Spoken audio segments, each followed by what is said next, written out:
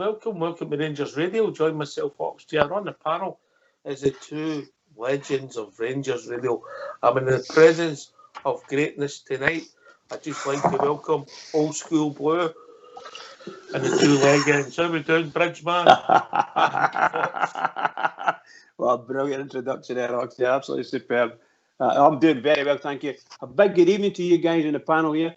Huge good evening to the guys in the lobby and to all our Rangers fans listening in all over the world. Good evening. Welcome to Rangers Radio. Good evening, Ox. Good evening, Bridge.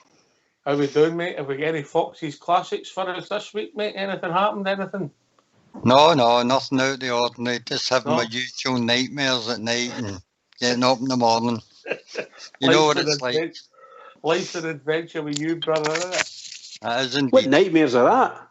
I can't sleep at night, and when a day's sleep make I waking up after about 3 hours. Is that right? Can't get back to sleep again. I'm not spending enough energy at the moment. Not enough energy? Well, you know how, mate. He's got a Segway. It takes him from the bedroom to the bathroom. He's that lazy, he'll no walk. You're putting the wrong impression of me out there, boy. You know. It's shocking. I think the electric scooters are the way to go. What do you think, Bridge? Do you see yourself in one of them coming down to Clarence Drive? Electric scooter, by the way. There's 3 or 4 young lads use them. I've seen them here. And they go at the wind, don't they? They really go at the wind. But they're particularly going downhill. I don't know if I could cope with that at this stage of my life. I really don't know. I think you'd be ideal, Bridge. Ideal, mate. Just filled it up on the bus and away you go. You know, for 2p, you know, years and years ago it happened. It would definitely have happened, that's for sure. Do you know I could imagine me in one of them, mate. Everybody would need to clear right out the way. Is that the one you lean forward to go forward and backwards to go backwards? Is that what you do with it? No, that's the sort of Segway. These are like old-fashioned scooters, Fox, with a few wee motors on them, they're mental. But they're becoming popular. Maybe get you one each year at Christmas. Just not sure, about 25 quid or something. I think you may have to put a couple, maybe at least one, nothing there, Fox. Oh, I don't know if I could afford that with my wee meagre pension, mate. Oh, here we go. Bridgeman, get that violin out. What is he like, that man? He's an absolute shocker. I'm willing to take donations for my new scooter, mate. That'll do me. Right. Old School Blue, get a Just Kevin page sorted out for a Foxy's scooter. He's just put a video in the link, mate, where he's scooting about. I take it it's outside his work wheel, man. That's it. That'll be you, eh? You don't fancy it? No. Once you start, I've got to walk, mate. I've got to walk. I'm not very good at it, but I've got to walk. You should say that every time I've been out with you. You've not been very good walking at the end of the night. Well, I'm staggering then. That's different. All right. We're here to talk about the Rangers. Forget about you two. All right, Bridge? Absolutely. Right. Obviously, it's international break. But what I've got to say, what about Gordon's call for New Zealand last night, Bridge? What did you make of that? Unbelievable, wasn't it? That was just seriously unbelievable. Wonderful call. And the guy that's played the game, I'm sure he said he played for Clydebank for a wee while. And didn't manage to get a wee job doing. I think he was working down in England. He got a wee sort of part-timer with Shrewsbury. And that's really good. Shrewsbury are quite high up now, aren't they? You know. Connor Golson. Shrewsbury. Connor Golson. Yeah, and so did, what do you call him, young Greg Docherty. He was down there. I don't know if you remember that. He was down there with them. He was on loan, That would be a good subject for the night because it's international break. Every Rangers supporter has a story to tell. So come on and tell us your Rangers story, or if you were a football player or not. That would be good if you've been involved in football. Can I take the Fifth Amendment on that one? I don't want to tell any stories. I don't think I could. Well, tell us enough stories. My mom listens sometimes. Maybe one of the nights that you'll no be listening. Right. What are you laughing at, Bridge? One of the nights you're not listening. Where do you get all that from, by the way? It'd be great to hear from you. Look, that's a call-in show. Friday night, slow news day. Everybody's after the weekend. So if they want to give us a call, you'll get the two legends here at Rangers Radio ready to speak to you. Anything Rangers. What's the number, Bridge?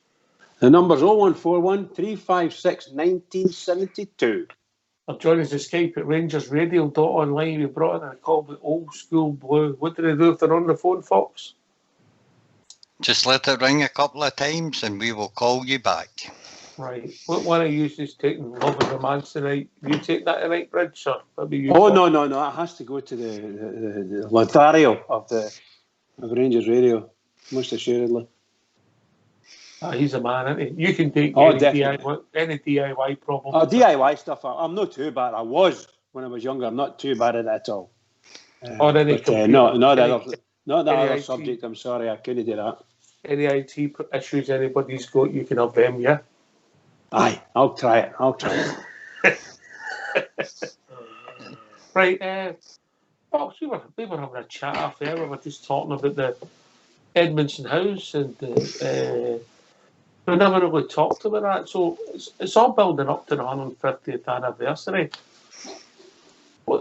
How do you see that? It'll be obviously a great year for the club. Special strips, a special match. The Centurion match was against Aberdeen Arsenal. You beat 2-0, right enough.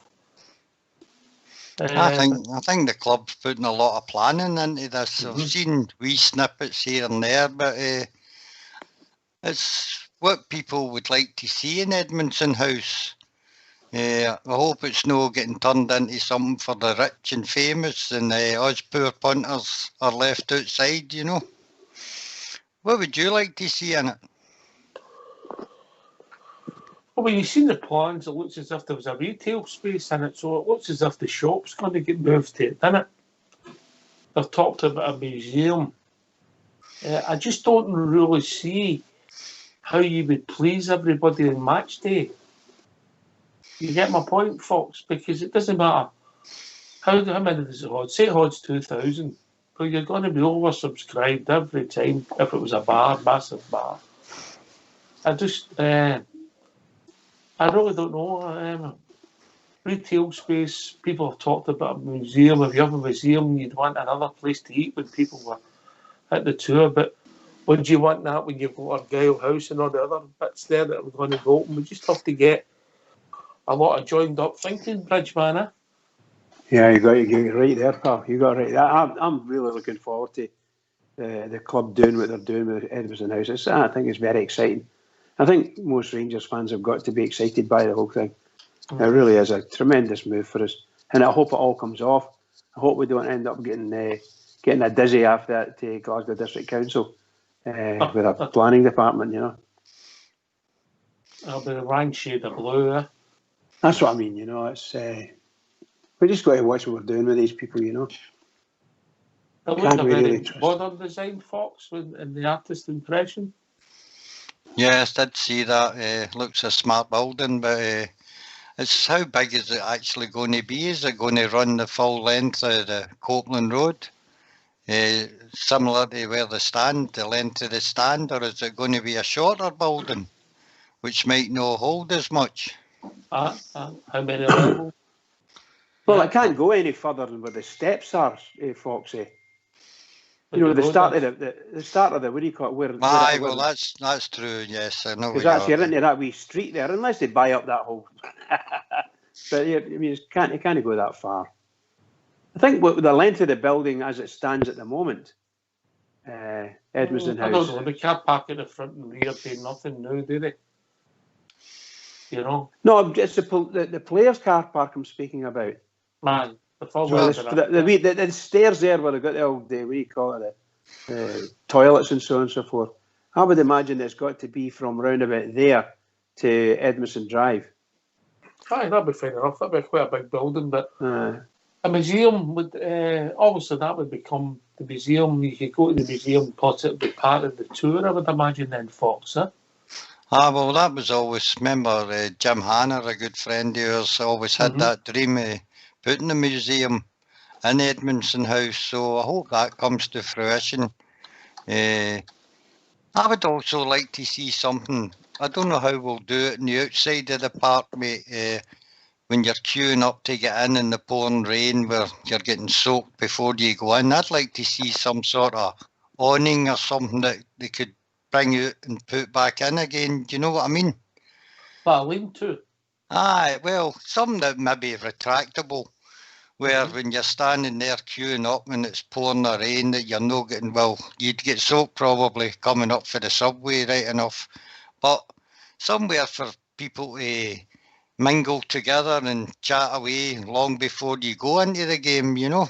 Well, I've always said that we should extend the concourses out, Fox, and then people go into the stadium to meet rather than standing outside, and they should be able to have, in this modern age, you'd be able to have a drink, decent food, and chat with their pals, and then with 15 minutes to go, that everybody gets told to make their way to their seats. That's modern society, Bridge, isn't it? Aye, it is, mate. Excuse me, I was I couldn't get a damn thing off of mute there. Sorry, yeah, absolutely. 100% with you.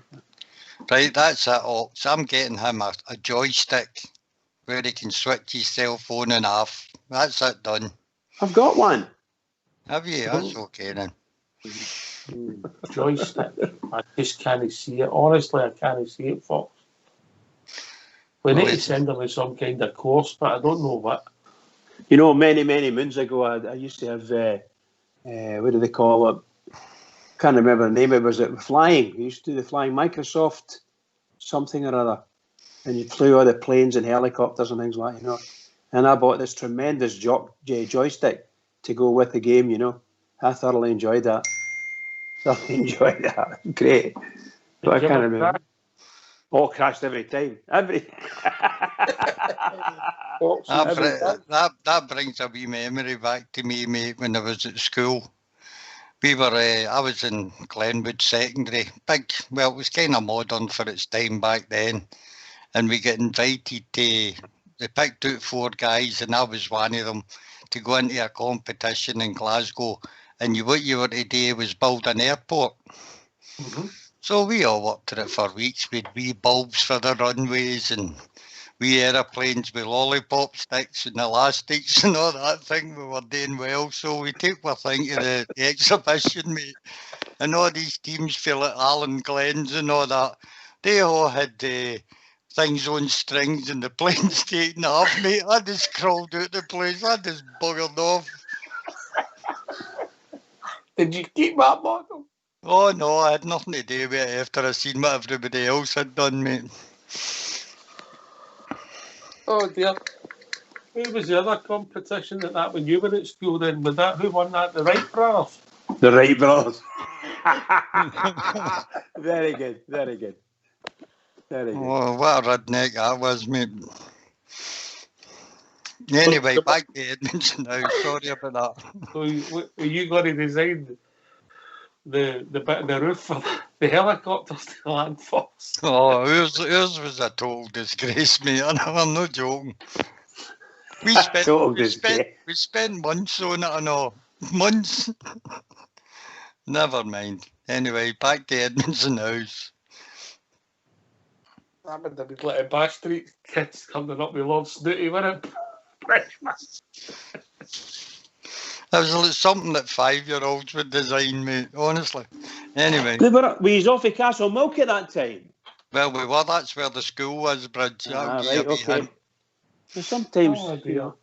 Well, I'm not surprised then. Right, so, come on, this is a phone-in show. Rangers Radio, we need you to make the show. The number is Foxy Boy. 0141 356 1972. Or join us at Skype at RangersRadio.online. We brought in a call about Old School Blue. And what do they do if they're on the phone, Fox? They let it ring a couple of times, hang up, and we'll call you straight back. All right. What would your vision be then for that building, Fox? You're the man, you're designing it, you want to put in it. You're so intimated you don't want a restaurant, yeah, that kind of thing, because you think that is what the general support are looking for. What you putting in it? You've got the pencil, you're drawing it. I don't know if you're designing it after your airport, but we'll let you draw it. I'll not be designing it anyway, that's for sure.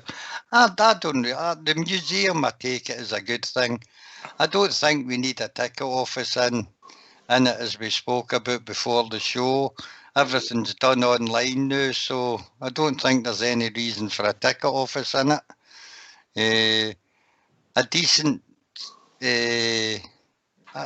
cafe just things where you can maybe not have to buy out the burger vans and get charged a fortune for something that's reasonably priced, and Rangers will make their money out of it as a day anyway, and it's another revenue stream, because these burger vans and all that are quite busy, aren't they? And they give nothing back to Rangers, so that would be welcome. And maybe if we were having a bar, there should be like an outside bar as well, where people can see the car park was turned into a covered bar, mate, where you could go up to the bar, be a bit like the Loudon, go up to the wee window, buy your drink, and then go and stand in your own company would be good. You get a lot more people in it. That would be an idea. All right, okay. But spend the money at the stadium rather than the surrounding Of course, aye. Well, no everybody will get in it, so I don't think it will affect places like the surrounding pubs, mate. I don't think it would affect that. The Loudon would still have its faulty capacity anyway, you know. Mm-hmm. All right, okay. I like getting into the Loudon. I enjoy my days in the Loudon. All right. Well, I should take it or leave it. Bridgeman, what would your ideal be? What would you think? What would you want to do? I think some of the stuff that's been talked about in the past, in the very recent past, they were speaking about when Edmiston House gets up and running, or they get it built, and they'll move the stuff that's from the shop in the moment, and that'll become a superstore in Edmiston House. And there'll be a number of other things like museum, and there'll be, what did they call that part they used to use? Fan zone, right? Part of the Edmiston House will be a fan zone as well, where there'll be a big bar, I would imagine, a big bar, and somewhere for the fans to go into. You might only get a limit, maybe, I don't know if you'll get 1,000 people in there or no, but that's the kind of stuff I'm meaning. But I don't think you're going to see a ticket office in the Edmiston House. I think as soon as the existing shop at the moment is up at the corner there, I think that's going to be a prime area for a ticket office and other things that happen in an administrative perspective. Why would we need a ticket office that size, Bridge? No, well, there's a lot of people in the ticket office. There's an awful lot of people in the ticket office. Yeah, but there's the offices, a lot of office space, but as things are developing, the vast majority of things are done online, aren't they? You still have a massive online part of the job, but you still need a lot of people when you're running tickets. You need a lot of people. I'm not being funny. You do need a lot of people. If they could get the systems designed a wee bit better, because you'll find that people will go into the system and something will happen, they'll get screwed up and so on. They have to go to the ticket office, and they'll only do it once, and they just get fed up. Well, I'm not doing that again. That's it. I'll just go to the ticket office. And you have to provide a ticket office, because not everybody's got online facilities. These are the kind of things that's going to come back and bite us if we don't get it smartened up, whatever smartened up means. Mm-hmm. We need it to be better. If we invite people. I'm not saying we shouldn't have a ticket office except that, but why would we need one the size of the shop? There's a lot of people in the office in the ticket. Look at the existing ticket office now.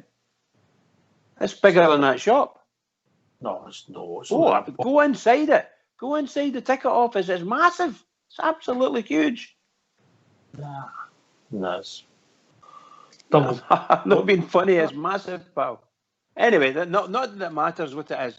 That was the plan many moons ago, that they would do this. They would, once they got enough site place for the shop, they would move the ticket office away from the porta cabins at the far end. I don't know what they're going to do with that bit of ground there, and they would move that into that area, it becomes part of the stadium, and it's near access to the administrative block at Ibrox. And that's the kind of thing I was thinking. It might save them money. They may, in fact, be able to reduce staff and so on and so forth, and redo parts of the shop if it's too big. Maybe like, as Oxchair said, maybe it is too big. I don't know. I don't think so. I just think it'll probably be a pretty good match to the existing. I've only been in it twice, the shop that is. I've only ever walked into it twice and walked out again. So I didn't measure it up or anything like that, but I think that when you go into the ticket office and you're standing in the queue and you're looking down, it's a huge distance, 20, 30 desks down there, incredible stuff. And they do a great job. I have to say the staff do a great job. When was the last time you were in the Porter Cabins Bridge? When I bought my season ticket. Well, this year? Yeah. There's no 20 or 30 windies there, mate. No, you don't get 20 or 30 windows. You get the 12 windows in total. But you look at when they're all in, you look through in there, there's a lot of desks and a lot of people in there. I just think that obviously the vast majority of people turning up match day, Fox, are season ticket holders. You know, obviously you have problems with smart cards, etc. But things are changing. You know, paper tickets and that are slowly becoming a thing in the past. But you still do need a ticket office of some sort, you know, because the staff that do a great job in the ticket office, mate, are going to need a more modern building. So why not knock down the Porter Cabins and build a real ticket office in their place? There you go. And give them real modern facilities that the club can be proud of. That Porter Cabins are a nightmare to look at, isn't it? It's not even a nice place to be. You know, you're not looking at the nice parts of the stadium and things like that. I don't think so anyway, you know. And it's at the tail end, at the far corner of hell, let's put it that way. And there's no cover for the people to stand there if it starts raining. Nothing at all. And we really need to start talking and thinking about the fans. But I would be intrigued to find out what you guys think you would do with the shop. Would you convert the shop into another lounge, for instance, for the fans? You know, was that the kind of thing you're thinking of, and just shut it down? If we could have the, I realise it would take a wee bit of design and engineering, but if you could have the concourses opened up right back bridge, extending, it would take a lot of money as well and planning, but so that people could get inside the ground, have a bite to eat, have shops in every stand, like they do in the big stadiums in America, small shops in every stand. So when you're in there, you go and get it, you're selling stuff inside the ground. You feel I would be in full support of that. I would be in full support. And then you can get food inside the ground, something to eat and a drink inside the ground, and you're spending your money, and all the money's gone to the place and the thing that we're all trying to support. Is that not the way to go, Fox? I mean, a lot of people would like to turn up earlier to the ground if they had something to do, Ox. And as you say, if you were getting decent food either in the new Edmiston House at a reasonable price or on the concourses, I mean, the days of the pie and Bovril are just about gone now, aren't they? People are looking for smarter meals now, aren't they? I've always wondered why they didn't have Chinese booths, Chinese food, Indian food, maybe Mexican wraps and things like that, and vegetarian things, although they'll have some of them on sale at the moment. But you know what I mean, where we were way ahead of us. Buy something cheap and cheerful just to fill you up. Remember when the club deck opened and they had all the different sections up there? Do you remember that, Bridge? Because you went up and had a look, didn't you, when it initially opened? Aye. And but remember, they've all been converted to, what do they call these suites again? I can't remember the name of the term. But they're all these, the Willie Thornton room and hospitality. Hospitality, that's it. And that's full. And the club deck, and the concourse and the club deck, there was different kinds of purvey. Yes, there was indeed. There was indeed. Yeah. Well, yes. And that should be what it's like all at the stadium, Fox. Yeah. Aye, bring back the Bears pakoras. Yes, for chorus. I love it. But I know we are saying this about food, and it's really lovely to talk about these things. What you talk with a bit of freedom. This is what you would think you'd like to see, and things like that. But I think in reality, I'm not 100% sure. So hopefully, one or both of you will be able to correct me. Is if we stuck with one of these crazy contracts with a catering, and we can't get out of it. Is that not? Is there a bit of truth in that? We've worked tied to it, mate. It must be getting close to an end. It's not forever. I don't think it's a crazy contract. It must suit the club, but it suited the club when they signed it. No. I thought for some reason or other it was like the one that Ashley was trying to do again, a rolling contract. And it just kept going, and it was 7 years. I don't know, but somebody in the lobby might be able to correct us on that. I just don't know. I don't use any food. I don't eat any food at Ibrox or anything like that. So I'm the worst person to be able to make any comment on these things. But I know there's loads of guys sitting around about us, and they all get munched into the pies and the cups of Bovril. You don't hear many complaints. You know how that is, Fox, don't you? What? Because he takes that many sweeties off for people at the bistro. He's not hungry when he goes into the game. Oh, that's unfair. I usually completely below the belt. I usually buy a pie and a Bovril at most games, mate. But sometimes it puts you off when you go down the stair, and it's only a wee small area.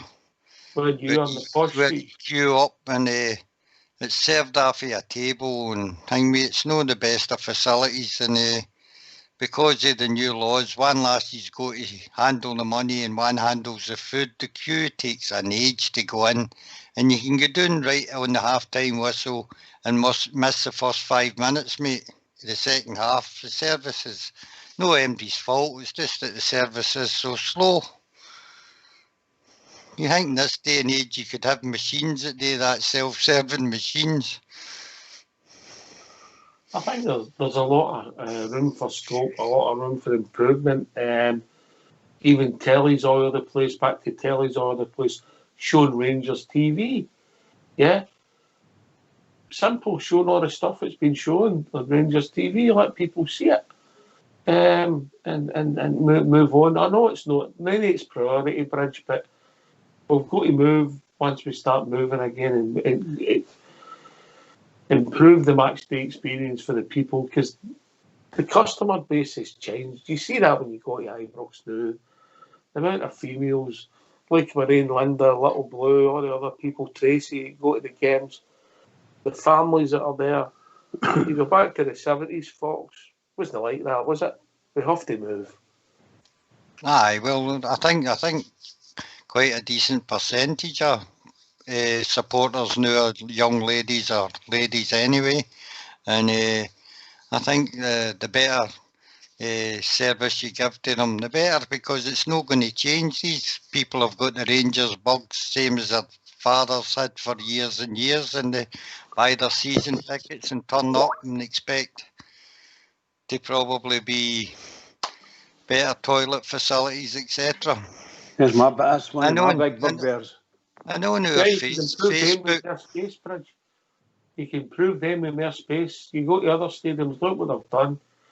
More space, you just rip out the toilets and make toilets that are fit for the 21st century. Absolutely. I think we spoke about this 2 or 3 years ago, and what I'd said was I would like to see Ibrox Copeland Road, for instance, and up to the Copeland Rear, and that concourse there pushed all the way out to virtually to meet what do you call it? Get the house, Edmiston House.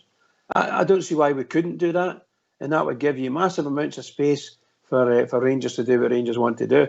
It doesn't need to go that far, but they could build out the way quite easily, and all that could be toilet facilities. and that makes things a lot easier. It would make things a lot. The toilets are nothing short of disgraceful, and seriously disgraceful. Yeah, you know, the queues that go into the toilets is just unbelievable. I mean, seriously bad. Seriously bad. Yeah, things have moved on. I mean, the stand of Copman Road opened in 1979 bridge. Yeah.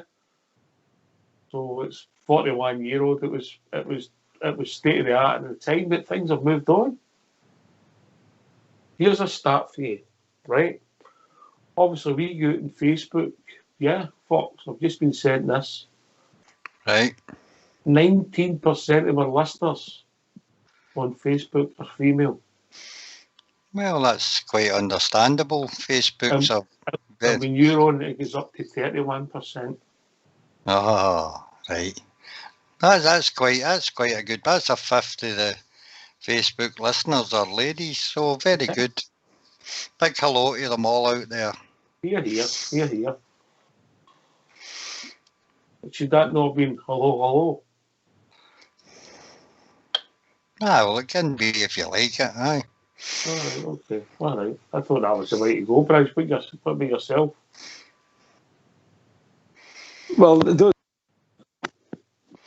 cut myself off there. Those figures are quite astounding, and even if you could get it up to 30% with Fox on, then you would put Fox on permanently, wouldn't you?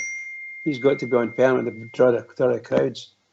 But 20% is just what a fantastic set of figures. What a fantastic set of figures, considering we've got a supposedly limited amount of supporters that would join in with Rangers Radio, and out of that limit, you're getting 20%, and on the Facebook side, interested enough to sort of log in and listen to Rangers Radio. Fantastic, just outstanding stuff. Outstanding.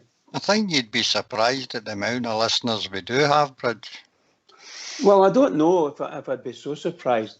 All I'm meaning is that for certain sections that listen in, I think overall we're was it 4,000, maybe 5,000 in general, but it goes up. I don't know. I mean, who obviously Old School Blue will tell us some nights you might be way up to 10,000, maybe more. I don't really know, but going by the phone calls that we get in the areas that they phone in from, I wouldn't be surprised at any figure that's a high figure. None of them. I wouldn't be surprised at all, because I think that's just what it's like, and it's genuine. I remember boys from Australia, one of the boys, two of them phoned in, two pals, and that's what the boy says, you know, when I hear that, it's to all the Rangers fans all over the world, he says there's a big crowd of us all sitting listening to the games, he says, and we just love that bit. It's but that's the kind of thing he was saying. Still praise at all, is it, Fox? You know what I mean? No, I'm not praising myself. No. All I'm saying is that he was saying he's part of a bigger group. So there's 6 or 7 of them, and they've got a whole big crowd that they would go to watch a game if it was there. That's what I'm meaning. And so it would come as no surprise to me if Old School Blue told us we were averaging 10k in a night. It wouldn't surprise me in the least. You'd be surprised, mate. We've been doing a bit of digging and a bit of exploring in the last week, and it surprised us. Is that right, Fox? Well, it did, yes. I thought it was only me, you, and your ma that listened, mate. It surprised us, really did, and shocked us the amount of countries as well, Fox, didn't it? Aye, it didn't have. Didn't have. We're assuming that a lot of these people are expats, Fox, eh? Of course. We're assuming, but we might be wrong because we don't know. But anybody out there wants to give us a call, how does it work? And what's the number, Mr. Fox? The number is 0141 356 1972. Give it a couple of rings and we will phone you straight back. Where else can they join us, Bridge? They can join us on Skype at RangersRadio.online, and the Old School Blue will bring you in and look after you. Enjoy yourself. It's really nice. So I'll be interested to see how this pans out. Obviously, the first thing, Edmiston House itself will need to disappear, and then that'll be the start of moving it to the next phase and moving that part of the ground into the 21st century. I'm looking forward to it. I'm looking forward to some of the work that they're doing in Argyle House as well. Improvements, and obviously people will be able to go there hopefully for meals, and it's getting popular, Fox. I don't know if you've noticed that. I know it was we had the deal with the government Monday, Tuesday, Wednesday, but Argyle House, people couldn't get a seat in it. I've been in Argyle House a few times and I've always enjoyed it. They serve up good quality food at reasonable prices. I think it's great, and the backdrop looking out over Ibrox, mate, is a terrific view. Aye, I've always enjoyed that. Fantastic. Again, for me, when they're selling the tours, they should say, do you want to eat? You go to this place, you get that. You go to Argyle House, you get this. And I enjoy that thinking. You know, the only thing I would suggest it could improve Argyle House is the access to it. There's a very, very small lift, which is really difficult for people getting into. But if you're for maybe 4 or 5 years, you can't all get into the lift at the one time. You have to wait. So I'd like to see a bigger lift access. That's what I mean. And the same all round, particularly at the main stand. When you go in at Edmiston Road there, it must be, the last time I walked up it must have been 100,000 steps, stairs to go up there. Sorry? The club deck? All of them. I think the straight one up to the back of the stand, I think is it's a hell of a shift. I think they could put escalators in there. Aye, fair shot. Make things, and then for there up to the club just deck a as well. Key an electric scooter. Aye. I think it'd be well worth it. I think that they would win a bonus. Mm-hmm. Make things easier for people. Make things easier. It's the way to go with a modern stadium, but obviously everything costs money, Fox, and that's the bottom line, isn't it? So, aye, you can do, yeah.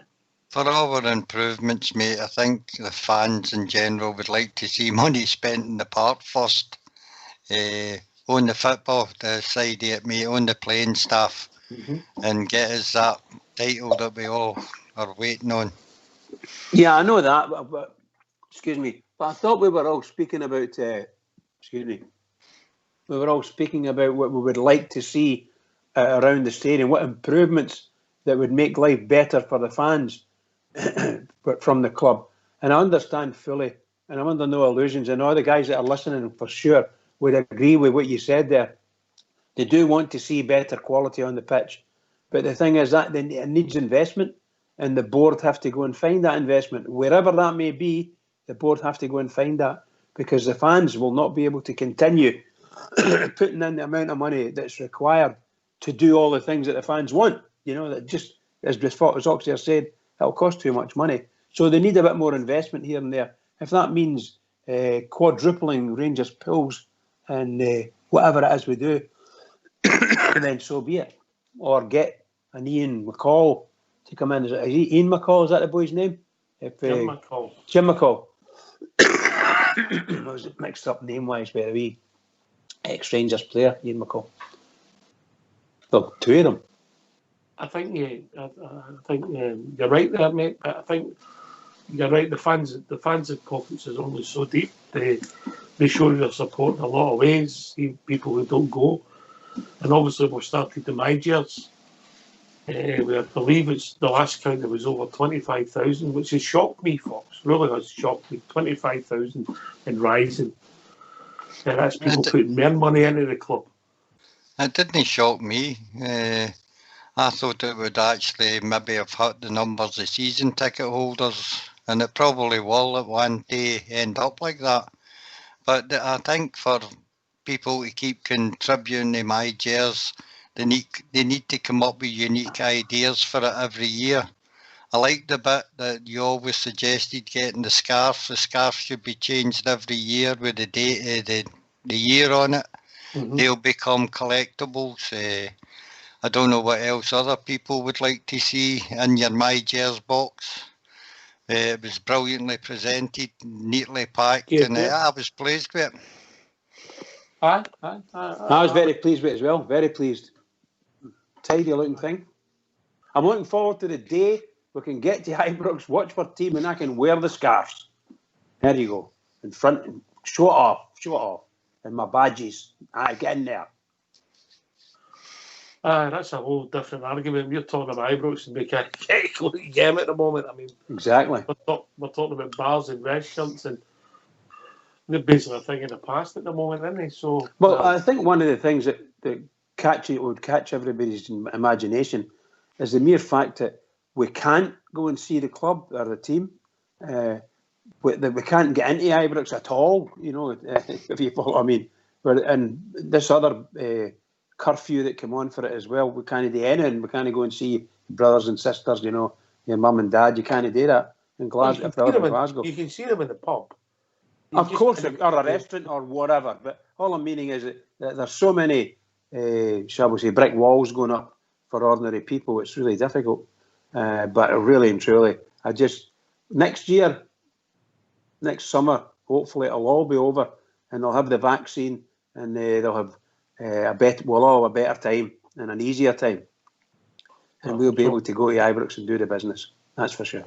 I hope so. I mean, Fox, I know we're not alone. There's other clubs with supports as well with their numbers, but sell out season tickets, my jails, the amount of clobber we've bought.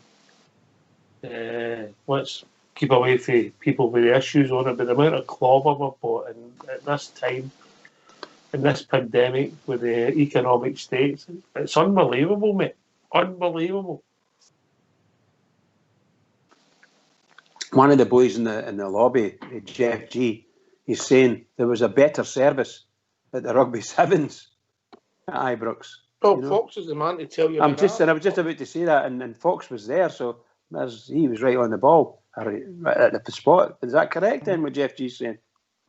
Aye, I was in the Broomloan for the Rugby Sevens. Never understood what they were doing, but I clapped when everybody else clapped. And things like you that. You took part. And I went down and got myself a couple of beers. I think I got out of that game. And it was very enjoyable. You only went because you got the programme first and they seen hookers on it. Sorry, Fox. Sorry. Shocker. What was the difference in the setup, Fox?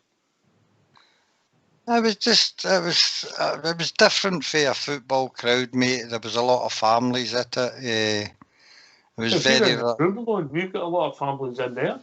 Aye, but I mean, for me, it was a different feeling. I've always been in amongst all the supporters, and you're involved with Rangers. So you just get totally immersed in it. I just enjoyed my day out there, and it was the final day I was there, and I really enjoyed it. It was a good atmosphere. And what did they do with the catering? What did they do with the catering? And they had mobile pints, didn't they? Remember it? Aye, you get a couple of beers, and I think the food was I never bought any food, but I mean, I was only interested in having a couple of beers, sitting in your seat and watching what was going on. It was okay. It was good. It was a good day out. Rangers should have got much more money for the Glasgow District Council for the stage that we put on, compared to all the money that they got across the city for an opening ceremony. It should never have been there in the first place. Well, they don't do hypocrisy that mob. They've always supported the Commonwealth, the Queen and the Crown over there, aren't they? Oh, of course. But so they had an opening ceremony with Her Majesty there that was 2 hours long, and that was it. And we had 3 days with 150,000, and lasted about 18 hours in total. So you'd think the money would have been spent more in the place that was used for 18 hours, wouldn't you? And I think that we had a lot of things outside as well. There was high security where you got kind of frisked, I think, before you went in. Wow, that sounds exciting. They also had, I think they also had the big tent things where you could go into as well. Just as you come up the King's Way, as you call it, coming up for the subway. Just in front of the shop, I think there was a big marquee there, if I remember right. Kings Highway. The people that run the rugby side of it, they're used to, I'm talking about the administration side, they're used to these big do's, and that's what rugby is. It's a big do. And when I know we've maybe not spoke too much about it, but the NFL, sorry, the National Football League, that's the American soccer and American football. So that is massive. The things they lay on for these big games over there. The game lasts a day, I think it is. It lasts, and I don't mean 24 hours, but 4 so hours. The game itself might, but they're sort of before the game. There's eating. There's caravans everywhere. Magic. Different setup. I'd be interested to see how it pans out. So, come on, give us a call right through to Bridge and Fox. Any question on the stadium, on the football, 0141 356 1972. Or join us at Skype at RangersRadio.online. We brought in the call the old school blue. If you phone in, hang up, and the technical team will contact you right back. We'll see how it goes, because it's important, because folks, I think kids are looking for more now. They're not just going to turn up, are they? You have to, I don't know, I'm not saying that. They're looking for more entertainment. There's more things on offer than ever was, isn't there? Aye. But you need to remember that first and foremost, we're a football club, mate, and the main highlight of the day is the football. But all these are revenue streams to the club, if you get it right, yeah? Revenue streams, yeah? You want the kids to come and enjoy the football. Don't give them too much distractions like video games. And just enjoy yourself with the old Broxy boy and Boris and Mrs. Broxy. I can't remember her name. Let the kids enjoy that. Mrs. Broxy's called Kathy. Aye. I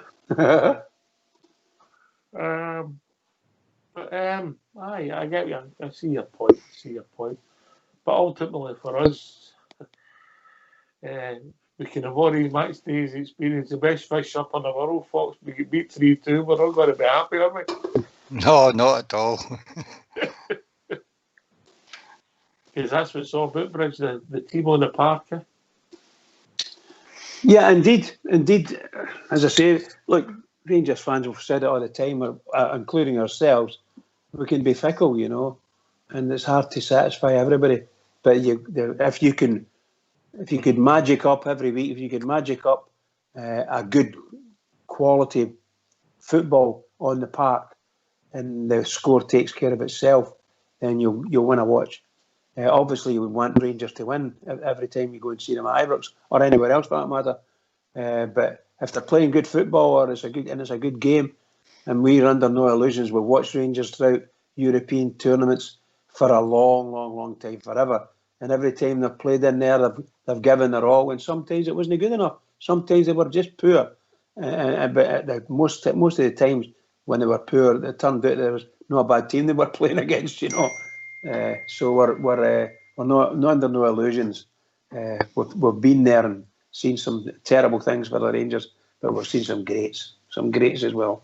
Can I just come in there, mate? In the last 45 minutes, the planning documents have appeared for Edmiston House, and what's going to be built in it is a Class 1 shop, a Class 3 food and drink space, Class 10 non-residential institution, multi-purpose event space. What else have we got? An assembly and leisure part in a public realms and works. Right, that's what's in it. One shop, one food and drink place, and a multi-purpose event space. That seems to be what's going to be inside it. So they're talking about having conferences, etc. Maybe for conferences during the week, to maybe weddings as well. Aye, sort of things like that. Aye, where the facility will be used more than just on match day, mate. Again, a revenue stream, yeah? Yep. Yeah, okay. Great. Who sent you that? Just out of curiosity, somebody right on the ball? Huh? No, I like to scout about when I'm on the show, see what's happening in the world, mate. All right. What you say? That was pretty professional, wasn't it, Bridgeman? I was mightily impressed by him. I think he does. He surprises life out of you at times, you know. He really does. Sometimes. Sometimes. Life out of me one night, bought a drink. That is a scary thing, right enough, isn't it? You know, but interesting, folks. So just the shop. So the shop's moving, definitely. Yeah. Nah, it looks like the shop. They mentioned the ticket office there. No, well, I don't know if one of the spaces it may be for that. I don't know. It didn't state it, but just obviously it'll be a big multicultural event centre, so maybe that'll be something similar to what Edmiston House was previously when we had entertainment in it. Aye, okay. But conferences and all that is what they're talking about, and well, I'm interested to see if that ever gets back to normal, because people have been doing all these things with Zoom and Microsoft Teams and Skype, and the world's changed, you know. But besides, good folks, we'll see where it takes us. Right, getting back to what we love in the park, I think we're all agreed we're no fans of the international break, but you just have to deal with it. 13 players potentially the club going away and playing internationals. They're not all away this time. It's actually a worrying time being a fan, isn't it, folks? You just want everybody back safe and fit. Well, you want all your players always to return fit and healthy. I'm just hoping that most of the boys represent the club in the best fashion they can and all play well. And it always enhances the prestige of the club if you've got players in international duty and they play really well. It's a good thing for the club and the players. Rich, I know you're definitely not a fan because you don't get to go to Ibrox in normal circumstances. But I don't know what the answer is to me. I really don't. Do you think that the way that the Rangers fans perceive the way they were treated over the last 10 years has put an end to the support of Scotland the way we used to? I mean, we were the backbone of Scotland support, mate, for as long as I can remember. I used to love going to internationals. Used to see a lot of Rangers players representing Scotland and cheer them on fervently. But now there's a wee bit of a bitter taste in the mouth, I think, you know, with the Rangers support. I couldn't agree more, Fox. And I fully understand the people who have a point of view that is, let's just say they're no supporters of the Scottish national team. I understand it. And I don't think it's going to change because I think the positions are ingrained. The nail that maybe had at home was in 2012. But I get it, and I don't think it's going to change anytime soon. I don't know. Sorry, Fox, I didn't interrupt. I was going to say that there might be an expectation within the Scottish establishment, talking about the media and so on and so forth, the Rangers should just bury whatever hatchet they think that they've got, you know, and let's go on with it, because they know they can't, to all intents and purposes, they can't do any more of it. So somewhere along the line, Rangers feel they're safe, and they feel that Rangers are safe, but now they want Rangers to turn around and do what they did before and become, shall we say, a mainstay of the Scottish international team. But you look at who's running Scotland from top to bottom. I don't need to tell you the persuasions of them in any way, shape or form. I don't need to tell you the main team that they're all part and parcel of. I just find it utterly incredible that this has been allowed to happen. They've just sat back and let this happen. Seriously. Can't believe it. I was, you know, I like the cricket, Fox. I turned on. I didn't even know that Scotland were playing tonight. Honestly, I didn't know. Well, I think they're 1-1 if that's of any interest to you. I think they got a penalty kick right on half time and they're leading Israel by 1-0 tonight. It'll be a dive. It'll be a dive. Wait, you see. It'll be a dive. I didn't even know they were playing, and that is sad, isn't it? Well, I was interested to see if the boy McLaughlin would maybe make his debut And I know Ryan Jack did start. I don't know what position he's playing, but I know he did start in the team. And I hope he's a good game. When I seen it, it just looked like a normal Scotland crowd. Nice one, nice one. That's sad, really. Right, come on, people. We need them. We need them on the phones for rather the troops are after the tune. Aye, well, come on and have a wee blether. It's a Friday night. Get yourself a half board and sit down and pick up the phone and come and join us and talk whatever you want about the Rangers. Here. Just kid on, we get beat. When we get beat, there's a lot of people want to phone in, folks, isn't there? Well, it's not just then. There's loads of callers phone in when we win as well, mate. Come on. We hardly ever get beaten now, so... Oh, that's a great thing, right? I was looking at something today. That, you know Stato, know the guy who go on the show called Stato? You know? Right, so... I was having to look at running fixtures and oldest team, youngest team, and how many we went so long without a defeat and that. So I looked at the real one that surprised me before we go to the tune was the oldest team ever to play for Rangers, an average on the park. Any ideas? Used to. Would it be the end of 9 in a row? No. You're spot on, folks. You're spot on, mate. It was that year, mate. We sort of went away to Aberdeen. I think we get beat. Amaruso gets sent off. And it was nearly an average age of 31 years on the park. And it was during that whole era, from 94, 97, 98, and also the 2003-4 seasons under McLeish, where our team was over 30 years old on average on the park. That really shocked me. I never really thought of it like that. And it just shows you that team was really coming to the end, wasn't it? Aye, well, I think under McLeish especially, we were kind of low in funds, and we tried to get the most out of the contracts of the players that we had. Would maybe have been the reason then, you know. Aye, but the Walters team in 97, 98, it was coming to an end just because of age, yeah? Yeah, aye. Anyway, if you don't mind, get yourself a mute used to. Right.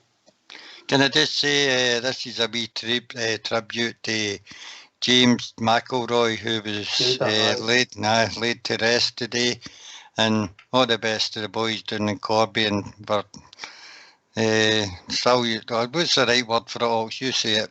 I'm not very good at things, lads. All right, salutary. Jada got laid to rest today. And this, I take it's that tune, Fox, and this is a tribute to him. And regards and thoughts for everybody here at Rangers Radio, for the people, all his friends and family. Take it away, Fox.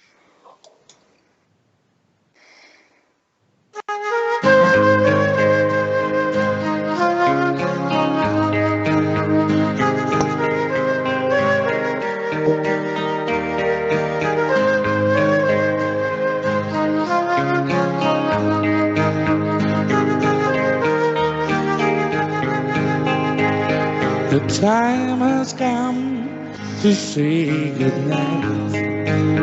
For every road must end to the ones who care and are always there, our very special friends. Let's say goodnight to those we love, and maybe shed a tear. But before we close, let's think of those we love who can be here. Let's raise a glass to absent friends, for every road must end. You'll always be there in our hearts, our special absent friends. And when it's time for us to go, and our long journey ends. You'll never be alone, you'll see. You'll be with absent friends. So let's raise a glass to absent friends. For every road must end, you'll always be there in our hearts, a special absent friend.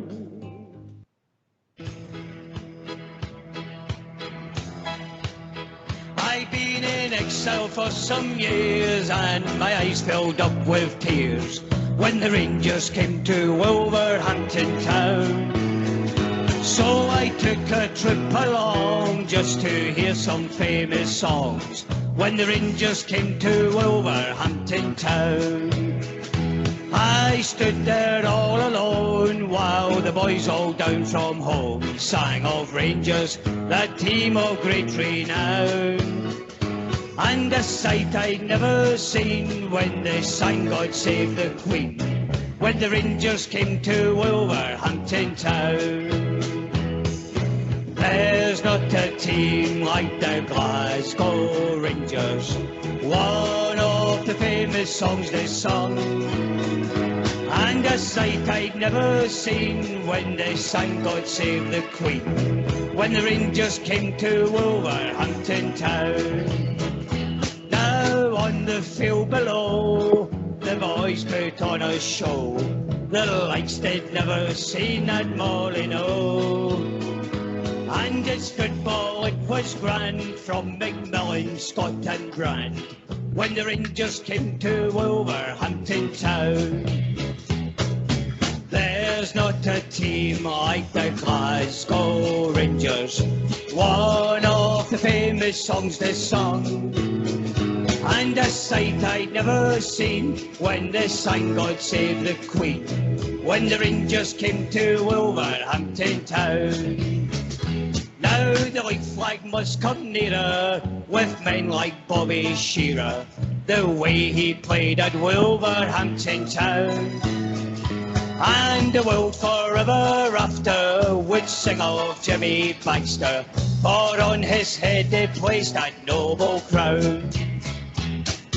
There's not a team like the Glasgow Rangers, one of the famous songs they sung.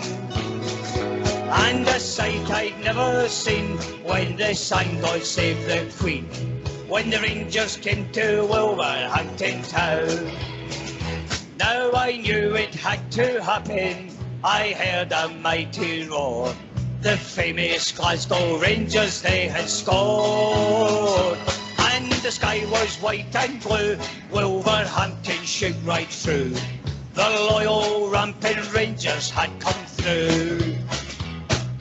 There's not a team like the Glasgow Rangers, one of the famous songs they sung. And a sight I'd never seen when they sang God Save the Queen, when the Rangers came to Wolverhampton town. When the Rangers came to Wolverhampton town.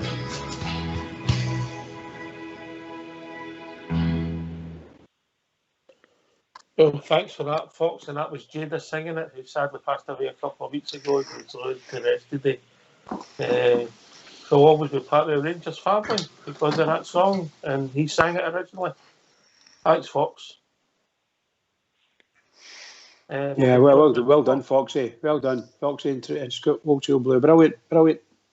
I've been joined by a caller. Evening, caller. How you doing, boys? It's Bournemouth. How we doing, mate? How are you? All right?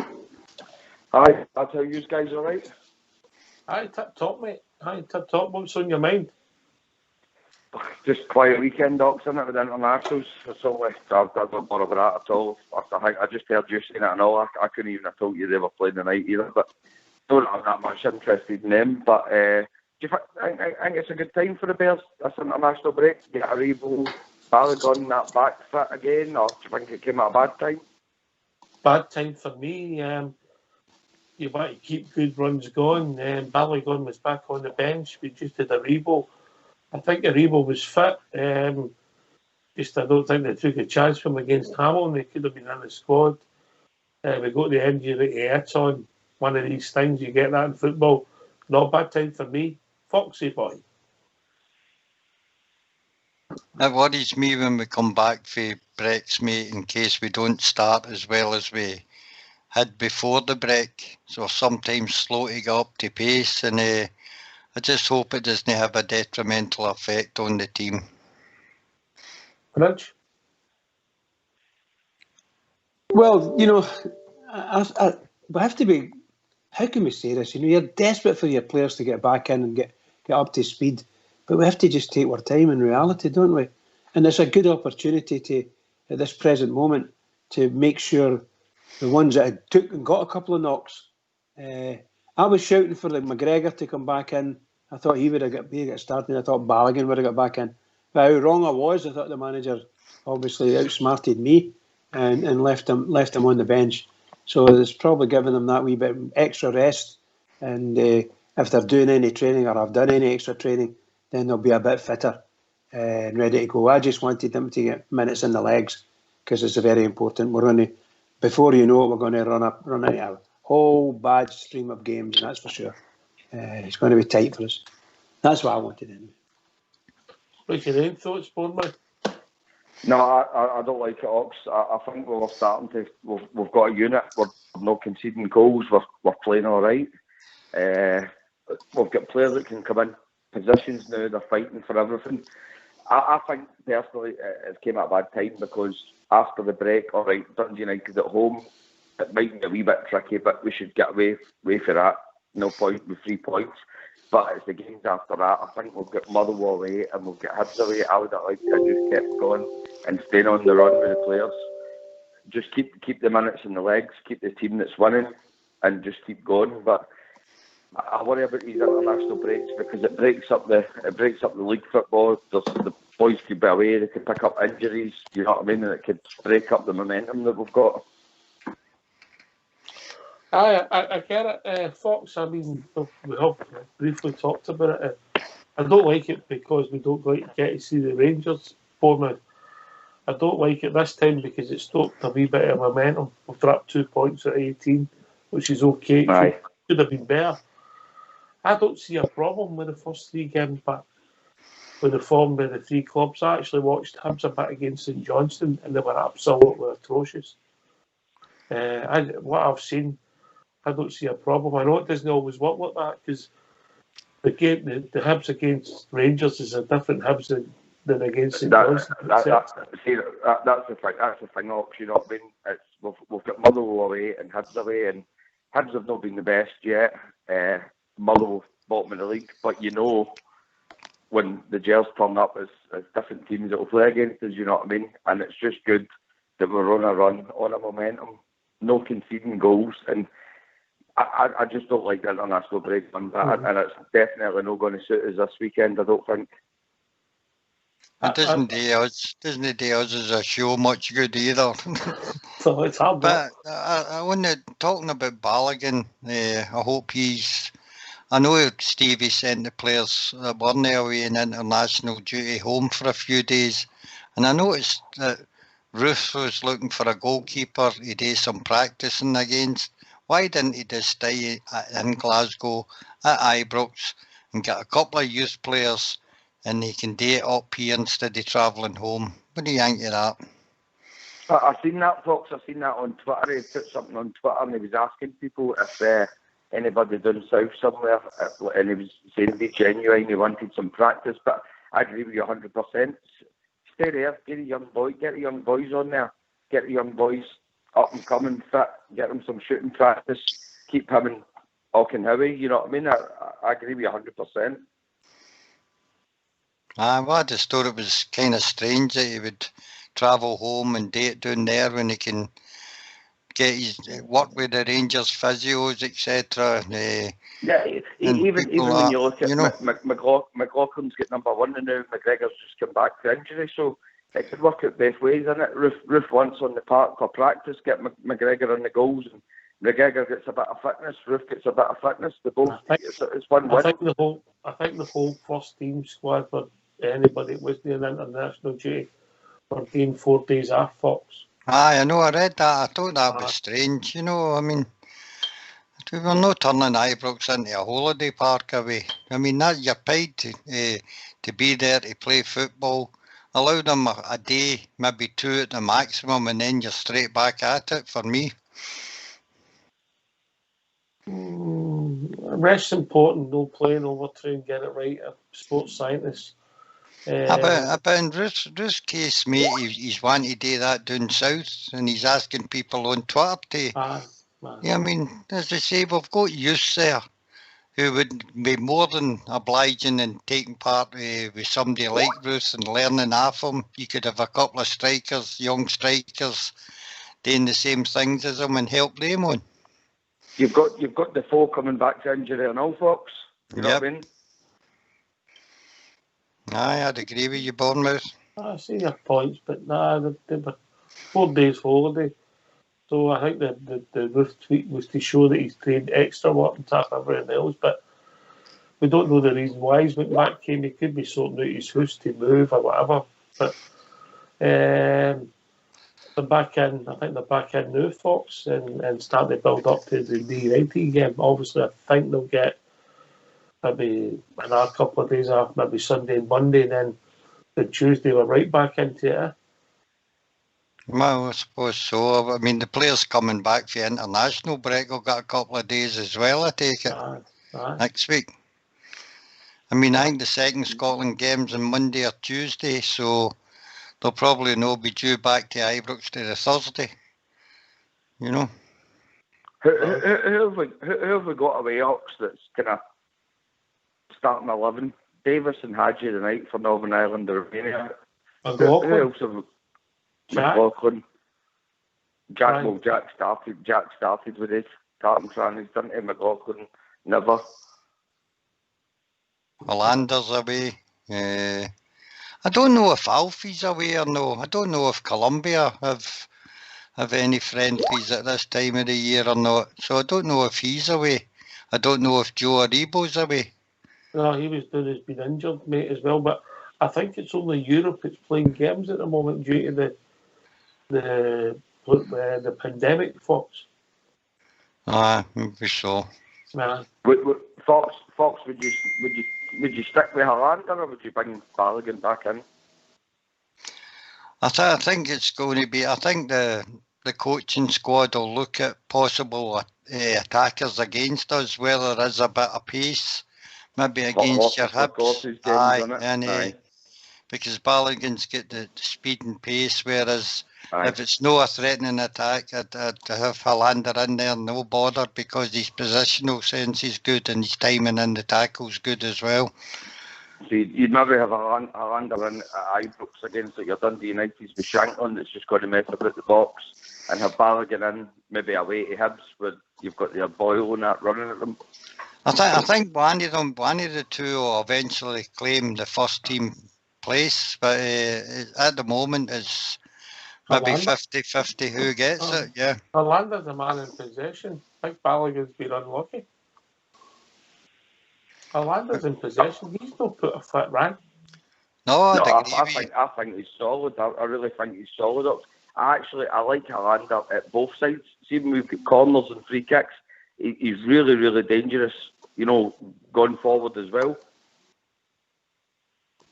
I think I'll go with a centre-half expert with that one, but Hollander's the man in possession. Yeah, I think you would really struggle to automatically drop Hollander. However, the manager's going to see them on the training grounds and might have them down for specific trainings and see what move they can make. It might turn out that Hollander just keeps his spot and that's all there is to it, because there isn't very much anyone can do. If Hollander's still got the jersey, that's not to say anything about Balogun. I think he's a fantastic player for us. He's going to be great for us, that's for sure. And it's going to be interesting to see how our manager watches and does all the magic that's needed. But I doubt very much if they're just going to go ahead and drop Hollander. Opportunities will come along and Balogun will get his chances for sure. We just get a shout out. Somebody's listening to Derek Watson. We got your message. Thanks very much, mate. And I hope everything goes well for you tomorrow, son. All the best for everybody here at Rangers Radio. Hollander possession for me, Bournemouth. People talk about his lack of pace, and I get it. I wouldn't say he's the most natural sprinter we've ever seen, but I would say that he seems to win. He really seems to win the ball a lot. Even though he's long not, legs. like you said, he's not the fastest. They big long legs get in there, and you know what? This might. I know a lot of people talk about the strikers, obviously, put it on the net to win games and things, but looking at it now that we're not conceding goals, the difference this season, Katic is not even fit yet, which I'd have Katic in, no problem. I don't have any doubts about that boy. Brunson, I think he maybe need to go to loan and get a wee bit of experience before he comes in. But if you get Katic, Hollander, Goldson, and the new boy, it's really good that they're all fighting for our places, because that's what you really need at the back. And even McLaughlin came in and all, and McGregor, don't get me wrong, I would have said McGregor was number one Rangers goalkeeper, but McLaughlin's no put a foot wrong. He's saved at Hamilton the other week. The defensive side of the team is totally transformed, and I'm really, really hopeful that we won't concede a lot of goals this season. Fox, Hollander, McLaughlin, same thing, isn't it? He's in possession. I don't see. That's the breaks in football. You've got to get in the team first and then take your chance secondly. Aye, when an injury comes up and you get your chance, you've got to take it.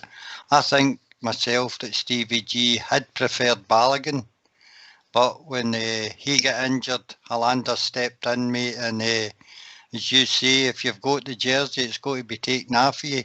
But you need to remember, we'll probably play about 60 games this year. So there's games in League Cups and things like that, Europe. Everybody will get a game for George Edmiston, upwards. They'll all get their chance to play. So I think it's good for the squad when you give them chances to play. But for myself, I always like Rangers to play the strongest team that they've got and make sure that you win things. And that's how you do win things with a settled side. Do you think, Fox, maybe sometimes, depending on who we're playing, maybe it could be Europe away or whatever, do you think we could play a 3-5-2 with Balogun, Goldson, Hollander at the back, with Tav and Barisic out wide, and then your midfield going forward? Do you think that would work in Europe against certain teams? There's always a possibility, but he's not really changed it much since he's come in, Stevie G. It's a variation on 4-3-3 all the time. I think he did try 3-5-2 in one game, didn't he? Motherwell away, mate. You're going to that Ryan Kent in. Who, me? I'm not dropping Ryan Kent. No. You're going to drop Ryan Kent. No, I'm not talking about dropping folk or anything else. I'm just saying, just going forward in certain games where the defenders, where we've got, Balogun with the pace, Hollander on the left side, Goldson on the right side, and then you could have Tavernier on the right, Barisic on the left. Just going for it's horses for courses, like Fox said. I'm not saying play that way and drop folk. I'm just saying, is that another way that we could play in certain games? You know what I mean? But like you said, if you've got Tav out that way and Barisic, where does Kent or Rebo? You know what I mean? I get it. You're trying to get the three centre-halves. Sometimes we're trying to get two strikers. You could try a 3-4-3, and still just you're not changing it that much, I think this is good now that we're talking about things like this, because we've got good players, we've got a good squad now, and we're talking things like this now. That could we change it to formations because we've got good players and things like this. 2 years ago, we couldn't do things like this, but now we're starting to think out the box and thinking, could we do this? Or, we've got a good squad, we've got good players. You know what I mean? So it's good going forward. We have got a really, really good squad. Yep. Well, great points there, Boris. But people want to join us, use their thoughts on it. I think the guys in possession are the men in possession, but don't get me wrong, if we turned up against the United and you named Darren McGregor and Big Balogun, it would be the biggest surprise we've ever had, but I just don't see him doing that. He seems to have faith in the people in possession. So give us a phone. What's the number, Fox? It's 0141 356 1972. Where else can they join us, Bridge? You can join us on Skype at RangersRadio.online, and Old School Blue will look after you and bring you in. Enjoy yourself. It's a smashing show. We'll take care of you, don't worry. Yep. People's thoughts, you're right, but I don't know, some of the last couple of weeks we've talked about, we've got assets on the park, Bournemouth, that they never had when Stevie G walked in the door. Nothing. No. He has transformed like everything. I think for the youth right through, and you can see those clubs coming in for players back now. The only thing, it's cheeky clubs coming in for their players, because I read something earlier on, obviously paper talking on that with Barisic and silly money for Leeds, but see when you see the money that Leeds are paying for, I'm sure it was a defender for Brighton or something, 23 million or something, and then you look at the money they're talking about for Barisic, it's not even debatable of money. We've got players now that are quality, that are worth money, a lot of money, and if they're going to come and want to take their players off us, I'm glad Rangers are standing and going, no, you're not getting them now. These are our quality players, this is your team, and if you want them, you need to pay big money. Aye. We never had any assets, Fox. We've got assets now. All of the assets, people are going to look at them, aren't they? You don't know. A lot of this is this paper talk. I think the thing with Barisic was months ago that they maybe had an inquiry, but a lot of the stories you're reading now about bids coming in for our players, I don't think a lot of them are true. And if they are true, I hope we're getting top dollar or asking for top dollar for MD. We can't afford to lose MD this season. It would break my heart if Morelos goes. I know he probably wants to go, but I think we could do with his goals as well this season. And if he does go, I hope it gives us plenty of time to strengthen the squad with the money coming from it. Folks, I agree with you 100. I actually think, I know Roof's come in, Itten's come in, but I actually still think we need a centre forward, a number 9, that'll put the ball in the net. I still think if Morelos goes, I know Roof's come in, Itten's come in, but I think we need a goal scorer. I'm positive we still need a number 9. Well, we've not seen enough for me for the big boy Itten. He's unfortunately got injured there, but he should be back up and running shortly after the international break. Ruth, I'm not 100% sure on him. If I had to gamble on whether I would go with Ruth for the rest of the season or Alfredo, I know but one I'd be picking at the moment. Yeah, it'd be Alfredo all day long, wouldn't it? Yep. I think we've been joined by Andy for Leeds. Evening, Andy. How you doing, bro? No bad. Yourselves, you're keeping well. How you doing, Andy? All right? No bad. I think on the Islander one, I think he's the best centre half we've got there. He's not the fastest, but he's a good reader of the game. And I think if he hadn't got the injury beforehand, I think he would have been Gerrard's main player there at the back. We paid out a lot of money, what was a lot of money for at the time for us, for him. So I think if he hadn't got the injury, it would have been between the others who would have been playing alongside him. I think he reads the game very, very well. On the striker, I definitely think we need a good goal scoring striker, because if you look at let's say you get 15 out of Ruth, 15 out of that, and that's 30. That's what Morelos gets usually up to the turn of the year and dries off. So you need another one that's going to get you another 15 with a midfield chipping in as well. This is the dilemma you've got. You're not going to get somebody coming in and saying, by the way, we want you to come and join our club, and you're going to be third sit on choice the bench. striker. Yeah. Well, there's the gamble then, isn't it? You know, you've got to have somebody that's going to back them up. Well, even before Morelos was going, I still think we're a striker short. You need 4 strikers, and I know what you're saying there, but you've got to get the goals. And is there 45 goals between them two? It's hard to say at the moment because they're only just come in the team.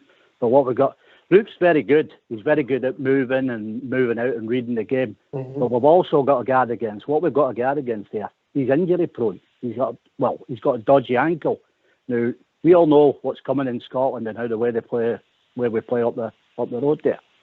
So if he takes one of them and he's out for 6 or 7 weeks, we've not got a real backup. We've got a problem. Again, if I go to the board and say, by the way, I want to buy a striker just in case Roof gets injured, they'll laugh at me. Aye. Yeah, but I mean, you know, we know what's going here. Going forward, we've got to make sure that we've got enough in every department. That's just my opinion. I know what you're saying, right? Nobody's going to come and say, all right, I'm going to sit on the bench here. But in football, things happen. You know, you might have the Roof hitting it, you might have hitting it, and one of them gets out. But the other guy that comes in might just say, has he got the balls to say, right, I want a fight here, right? And then say, right, okay, gets in, start scoring the goals. You know, that's the nature of the beast in football, isn't it? You know, you have to have these guys there. What we don't want to be doing is falling back on ourselves. And that's what worries me. I think we're slightly shy. And a good midfielder, and we're definitely shy of a good striker as well to go along with. Because like we're only Roof, we know what he can do, but we don't know what the Hatton can do. You know, we've got to watch what we're doing here. That's all I'm saying. I think we've got good players, but I want to see them go on to be great players now and win the league, like we all do. But we're still a couple shy. When you're planning a football team and you're managing a football team, you don't plan for failure because you can't have 10 players for every position. No, I still think we're short. I'm not advocating 10 players. But we're a good midfielder and a good striker short. That's just my opinion, like, yeah. We'll get 4 strikers, haven't we? Between them, at the moment, we've got 4 strikers. Yes, we have. But, I mean, I can't see the 4 lasting, right? And the other 2 we don't know about. Andy, at the moment, we'll get 4 strikers under contract. Yeah, well, I'm not disagreeing with that, but just going forward, I don't. Well, look, you'd like to see him come back. He could get you some goals. But once your legs going, father time and all that, it's not going to happen. We've got to guard here. I think it was a mistake being before contract. I think GF definitely right.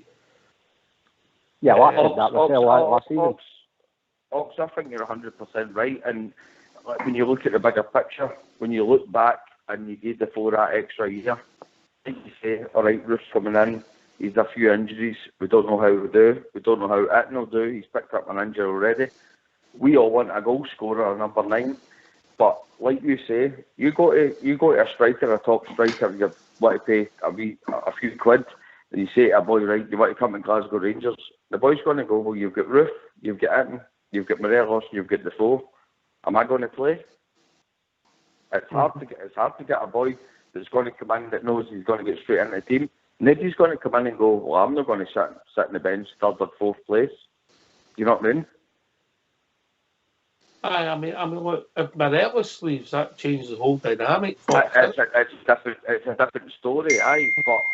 But whose phone is that? It keeps beating. It's no mine. It's no mine. It's no mine. It's no Fox's. It's no Andy's. Right, on you go, Fox, innit? It's all hinges on Morelos, and we're hoping. Well, no, but I'm not saying we're all hoping. I think some of the support want it done and dusted so we can move on, didn't it? But I'm in your camp. I would rather keep Alfie if he wants to stay, of course. Fox? Aye, well, it's whether he does want to stay or no. He seems to have a good rapport with Gerrard. Although everybody says he's a moody, I see him in training, he's laughing away and joking with the rest of the players. I think Rangers can't approach another striker like you're saying there until either Alfie goes. The young boy Itten, I don't think he's maybe for this season. I think we maybe have bought him looking towards the future. Maybe their main strikers would have been Morelos and Roof. But we'll just need to wait to see. There's still a couple of weeks left to go in this transfer window, and anything can happen. And the one thing is, do you take the gamble and buy in another striker if you think Alfie's gone? And then what happens if nobody comes up with the money that you're looking for? I don't think you're not going to go and buy anyone until the deals are done. You just won't. It's just crazy. It's just crazy. I know you end up in this a double sword, isn't it? Do we, don't we? You know.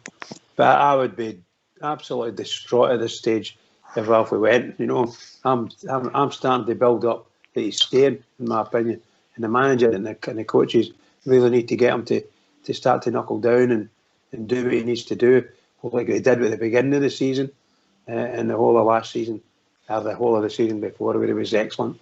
And we need him to get back to that excellent, that's for sure. But I just hope, one way or the other, it's going to happen, then go and do it. But if it doesn't happen, I'll be one of the happiest Rangers fans ever, seriously. If it doesn't happen because the deal doesn't get struck, but the player wants to go, I'll be disappointed that he's not moved on. If he wants to stay, I want him to stay and play well for his Bournemouth. But if he wants to go, it's time to go. Well, I think I said it last week when I was on the show. If I don't want him to stay because the deal's falling through and we can't make a deal, and that's why he doesn't go. I want him to stay if the boy wants to stay.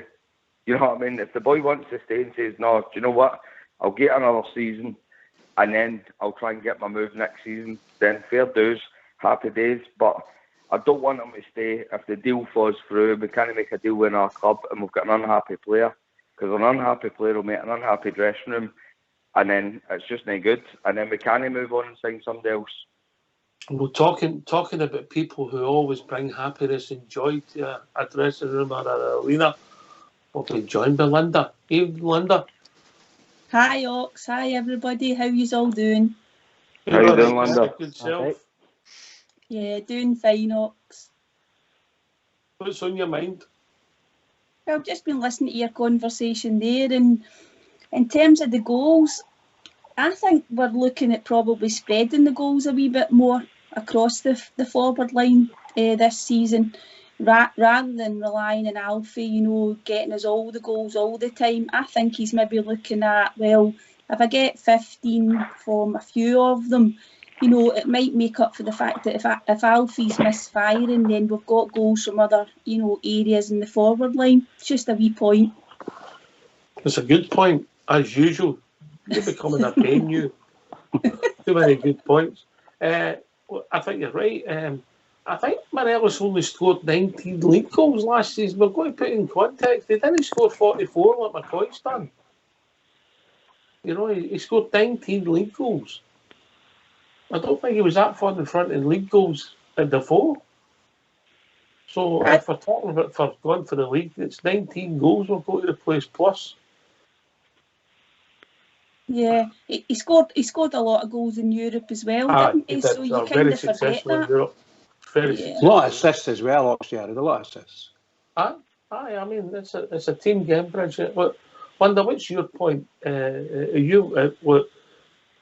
I like Morelos. I think Morelos plays well. When the centre halves come after partner, I know they'll be there again. Whether he scores or he didn't. I've seen one of the biggest travesties ever. He ragdolled that whole Celtic defence at Hampden in that that final. If it had been a boxing match, it had been stoked after an hour, and he get caught with a sucker one. But when he plays and he's on it, he's got a wee bit of the X factor. But if he doesn't want to be with our club, what do we do? Yeah, I know, Ox. I think if he doesn't want to be there, he's got to go, because it's too important a season for us. But if they don't get the offer that they want, you know, he's going to have to just knuckle down and get on with it, because I think he's the sort of player that he will hate being a sub. He'll hate not being in the team. So if he doesn't get his move, then he's going to have to knuckle down and he's going to have to play well because he wants to play for his country as well. So he would need to get himself back into the team, and he'll really need to start firing all cylinders and just get his head down. Fox? I agree with a lot of Linda's points there, especially about spreading the goals about the team. But what you want to do is the rest of the team up their goals as for last season. If they continue scoring, and if we're still got Alfie and he throws in with his normal amount of goals, I could see us winning the title this year. But if he's going to go, it's only Rangers that's holding it up. If the guy wants to go, it's Rangers that's holding it up. And they're holding it up for a reason, and that is money. And I don't think the board now or the manager want to be seen to sell Alfie cheaper than what he reckons he's worth. And I think that's the stumbling block at the moment. Where are you coming from? Bournemouth? Yeah, Linda's spot on with obviously chipping in with the goals with Aribo, your Kents, Hadges and that's fair dues. I know what you said about obviously if he's sat on the bench but what worries me is he doesn't get his move and he's sat on the bench, he gets agitated, he can be disrupted. That's when the indiscipline comes in, the yellow cards, the red cards. That's what worries me, if he doesn't get his move and he does stay and he's not happy. I get where you're going from. Andy? Yeah, I totally agree with what you're saying there, right enough. I mean, I wasn't meaning, right, go and get a striker now. I was taking it on the context that he was going to be away. That's where I was going with it. Yeah. Now, I'll throw this one back. What do we think on the panel there? Do we actually think he wants to stay? That's a good question. Brigman, you're a relationship expert in your body language. What do you think?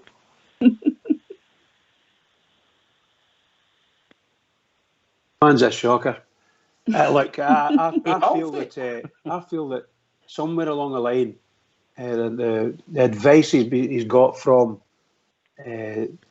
probably his agent has been, shall we say, negative towards the clubs and positive towards Alfie. But the truth of the matter is, it's probably a bit of a reversal now. And everything, he's maybe telling them things, but it's actually not true. Now, an agent bumming a player up, well, there you go. There's something to believe or not. I just think Alfie is a wonderful player. And, on his game, maybe 6 months ago, on his game, well, maybe more than that because of the COVID and that. So the tail end of last year, he was every bit as good a player as anyone else in this country, possibly even in England as well. On his game, one of the best in this country, for sure. And he's not anywhere near that now.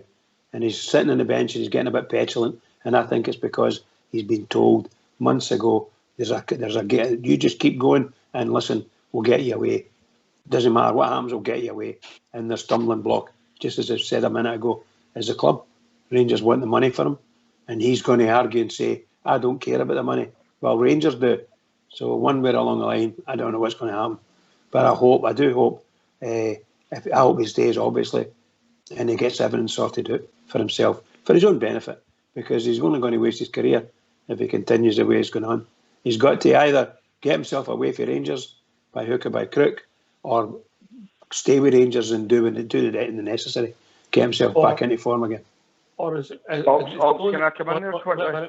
Or it's known in modern football, Linda, he might do a Messi. Might do a Messi. He's staying at Barcelona now, isn't he? That's right. I was reading there that he would have to pay something like 700 million to get his release clause activated.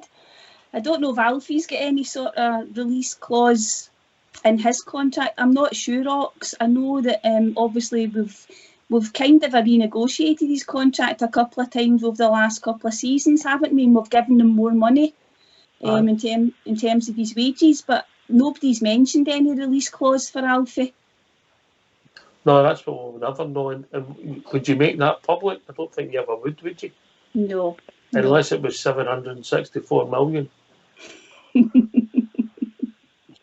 I know. I mean, I don't know about the Ryan Kent one. They were saying that there might have been a release clause for him.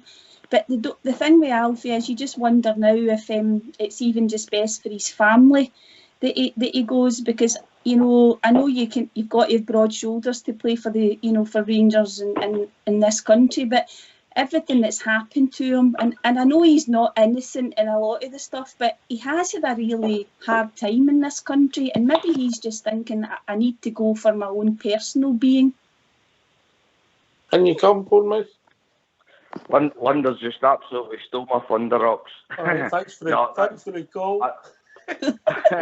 No, I don't think it's down to money or anything. Alfie was always happy at the Bears. He seemed to have a good relationship with Gerrard. He loves the fans love him. His agent might kind of be turning his head the last couple of months, but I think this is down to the Scottish media, the Scottish press, the Scottish fans. The guy has been... I have never known a man that's been treated the way Alfredo Morelos has been treated the last 6 to 8 months. It has been absolutely atrocious, and I think it's got to the point that his agents try to get a team, and the boys maybe just thought, you know what, I've just had a newborn baby, I need to go out of this country, because the way the boy has been treated has been unbelievable. Oh, I think money's got a part to play in this, well, mate. If he's on 20, 25 Ibrox and somebody's going to pay you 50 or 60, maybe... He's going to make money on all Ox, and he's going to make money wherever he goes. It's but you can't tell me that he's not being treated... Oh, I don't disagree. The way he's been treated the last 6 to 8, 10 months has been absolutely unbelievable. The way the boy's been treated. I think it's longer than that, mate. I think it's longer than that. But there is a section of support who would say Alfie should go. How many times has he let us down, Fox? His petulance has cost us this. He's not done it in the big games domestically. We've heard it on here, mate. Ox, I said it to you. And the club in Bournemouth. Your name's Bournemouth, no Fox. I don't really get the petulance bit, mate, at all, to be honest with you. The boy's a winner, mate. I think his petulance, as they call it, against the referees is frustration with the referees. And I think he genuinely tries to get himself in a position when he's being challenged where he wins the ball. And referees pull him up unnecessarily for what he does. And on the other hand, a wee bit of me starts to think that maybe Rangers have already done the deal with Leo, and what they're doing is asking everything to be kept quiet at the moment until they secure another striker and don't push the price up knowing that we've got £20 million. The way we're handling transfers now is a big difference from the way we used to carry it out for the last couple of managers, you know. And you come, Bournemouth? No, sorry, I was just going to say, just what Fox said, it's just everything's changed the way we're dealing with everything there. And it's just, I just feel the guy's been treated unfairly. I know he's had bookings, he's had red cards. I said to you, Ox, when the first time I met you down in Bournemouth, the thing was at Parkhead, I said, this guy's lost the plot. But he's came on, he's young, but the way he's been treated it's been horrendous. Nobody else has been treated the way he's been treated. No, he's bordering on racism at times. It has been. Yeah, 100%, aye. It's been a disgrace. He's not deserved it. In fact, some of the cards he's got has also been a joke as well, Linda, in it. Hello? I'm not saying he's been an angel, but some of them's been. Hello? It's been a travesty. Oh, got a caller. I'll come right back to you, Linda. No worries. Evening, caller. Hello, guys. How you doing? Gordon from New Zealand. How you doing? Oh, somebody's got a bug for this, sir. Sorry? You've got the bug for the show on the panel now, Gordon? Well, I'll tell you what, my friend, no, just calling in here. It's very interesting. There's been a lot of sense being spoken. It's excellent stuff. Really enjoying it. Well, what's your view on the Morelos situation, Gordon? It's very difficult, being a bear, and I'm thinking, what would Big Jock Wallace have done now? What would Souness have done? Like I said, he wouldn't be messed about with this stuff. Like I said, he would be making decisions. It's hard for me being a bit of an older guy. Rangers and my club. I mean, we don't mess about with players that don't want to be there, and we don't play. But it's a different ball game. I mean, there's money involved in it. So I'd just sit him on his backside and say, until we get the money, you're here. That's it. And you come, Linda? No, I think he, in terms of Alfie, he has let us down, quite a few times, and I think sometimes, we've all been very critical of him, and he's missed some big games for us as well. And sometimes he just hasn't, maybe scored against, Celtic when we wanted him to. You spoke about the cup final last season, Ox, when he missed the penalty. He did have a lot of good chances in that game too. But I think you're right. I think if he does want to go, he should, the club should let him go. But it's maybe the way, that Fox is saying about the fact that the deal could be done, because Rangers have been really keeping everything, a tight ship in terms of the transfers. But I think we would quite like him to go now and get the revenue in. And if we need to bring in another striker or another, a midfielder, then we'll have the money as a backup for that as well, Mm-hmm. And there's no doubt Morelos is a good player, isn't he? And he's not quite reached the peak of his powers. We would miss him, and I'd also miss him as a character. See when he comes off the park, when he gets substituted, and the faces he pulls, I find it absolutely comical at times. Oh, listen, he's not even at his peak yet. He's going to be, wherever he ends up, you're going to know that name right enough. We'll know it because he's been with us, and he'll go on and he'll do good things. I'm convinced of that.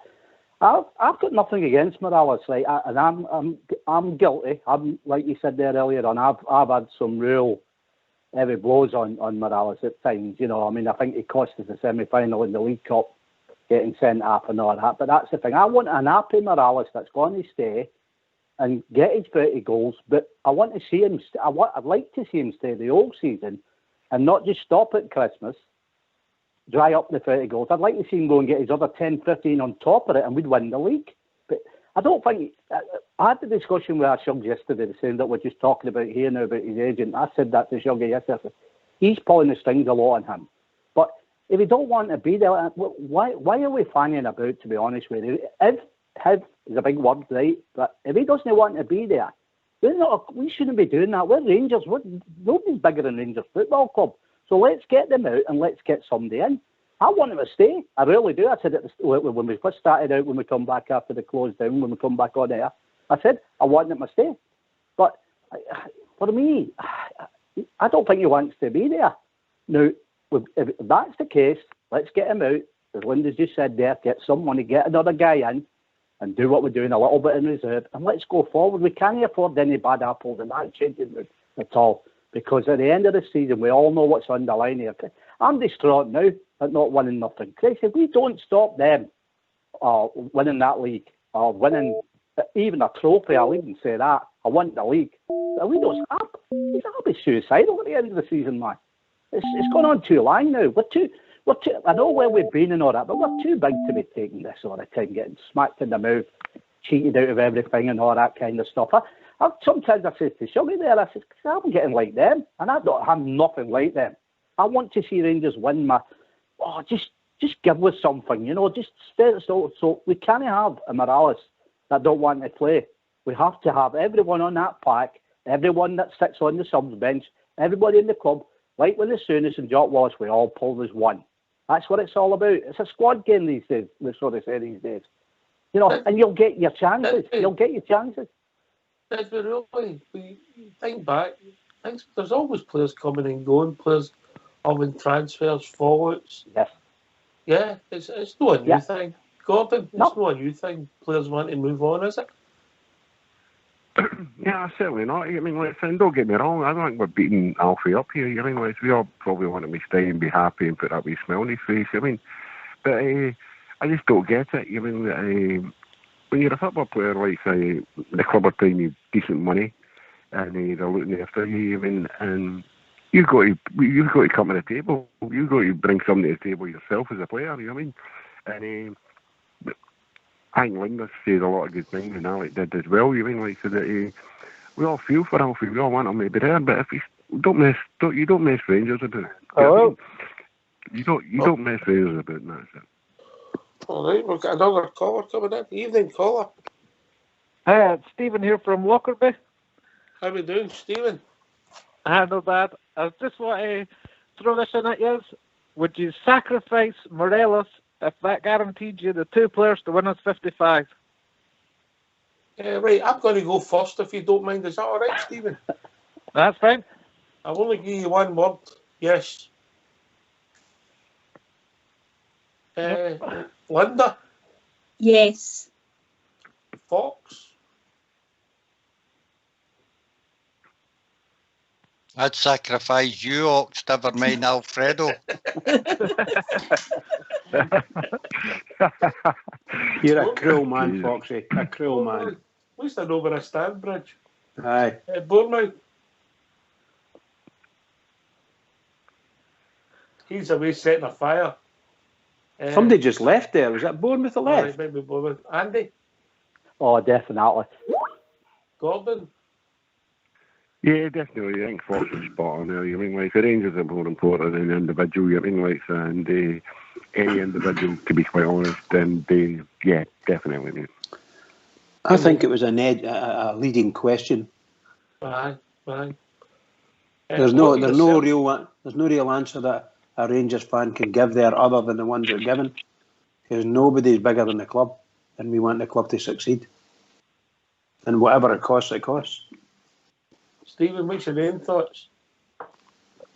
I think personally, if it was to guarantee us the last couple of pieces of the jigsaw, then it'd have to go.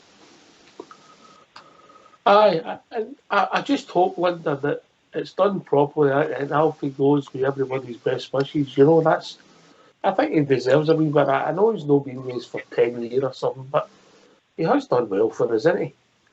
Yeah, definitely, Ox. And I think he said himself he wants to go out the front door with his head held high. And, I know we've not won any sort of domestic trophies while he's been here, but look at all his performances in Europe and the revenue that he brought in. When you think about the goal against Leeds that got us through into the group stages, and then all his goals in the group stages. So I think he's been a really good player for us, and I hope he just goes now without any further controversy.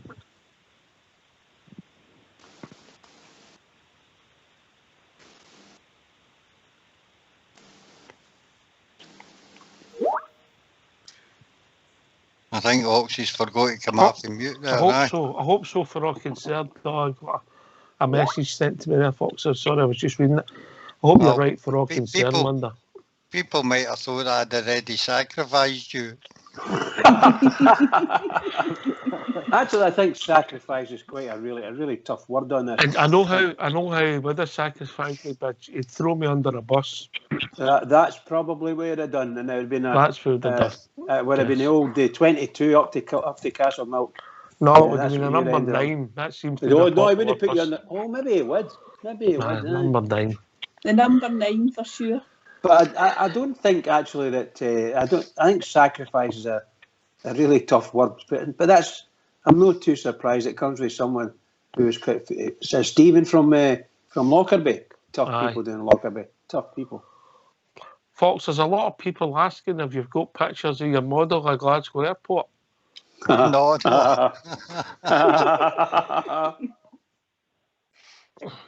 A lot of people will be interested in seeing your design skills. Well, pass on that, mate. Pass on that. All right, okay, mate. Well, you'll not believe this. We've reached that time of the evening, Bridgeman. Well, we know. It's been another marvellous, may I say, it's been another marvellous night. Oxchair, Fox, pleasure to be on the panel with you. Absolute pleasure. Really enjoyed it. But can I just say this? To all the Rangers fans all over the world, and particularly Rangers fans on here, on Rangers Radio. My God, what a night. Fantastic. Everybody, keep it going for the Rangers, because there is only one club for us, and that's it. Keep it going for the Rangers. Keep it going. Can I thank Stephen and Bournemouth who've left us? Andy for Leeds, it's always a pleasure, Andy. Gordon for New Zealand, keep coming in. Great to have you on, mate. Linda, as usual, you talk too much sense for us. and Fox and Bridgeman, who's making it made it very entertaining tonight. Can I just say to Gordon, download Skype, mate, and get it on your phone, Gordon. Oh, okay. There you go. It's a better line for you, mate. Brilliant, Okay. Fox. And just I'll do that, Fox. And just one last thing. I mean, it's a On you heavy go, shirt, that Rangers shirt. It's a heavy shirt. At Rangers shirt. You know what I mean? Like, I used to knock about with Alec Hare and a couple of the boys that played for Rangers, and it's a heavy shirt. You know what I mean? Like, and I can probably feel how Alfie's going through this. You know what I mean? He's a Colombian in Glasgow, and he's probably going through a lot of turmoil at the moment. You know what I mean? Like, so let's keep our fingers crossed he's okay. Aye, here. I hopefully he goes with everybody's best wishes, mate, if he does go. Listen, thanks for listening. Hopefully on Monday evening, it'll be announced in the next day or so. We'll be joined by a guest on the show. We'll be putting that out on social media and everything sorted. Let everybody know ASAP. Thanks for listening. Thanks for calling in. Thanks to Old School Blue and Fox for doing the technicals. This has been Rangers Radio. We'll be back between 8 and 10 on Monday, talking about all things Rangers.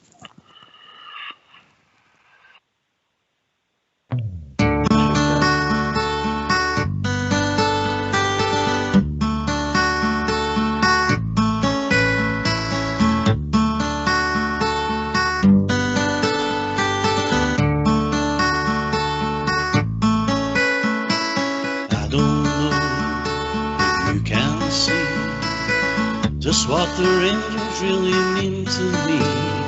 These last few years I've been afraid that we might drift away.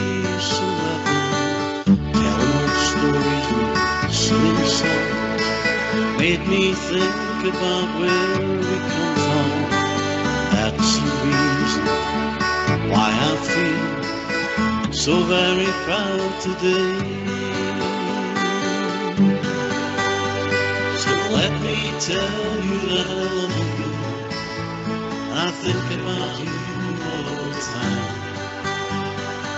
Ibrox stays close to me, and now I'm coming home.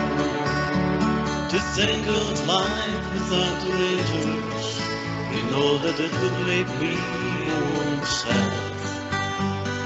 Glasgow Rangers is everything I've ever had.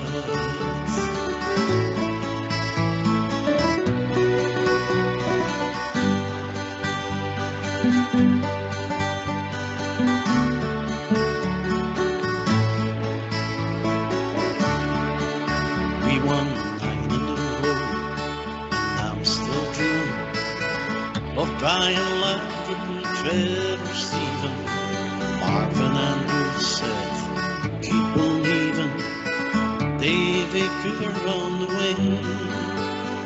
We remember Gaza with great affection, the day the helicopter changed direction. Jimmy Baxter, he was pure perfection. Super Ali scores again. Well, let me tell you that I love you, and I think about you all the time. Ibrox Stadium's cozy, and now I'm coming home. To think of life without the Rangers, you know that it would make me more sad. Glasgow Rangers is everything I've ever had.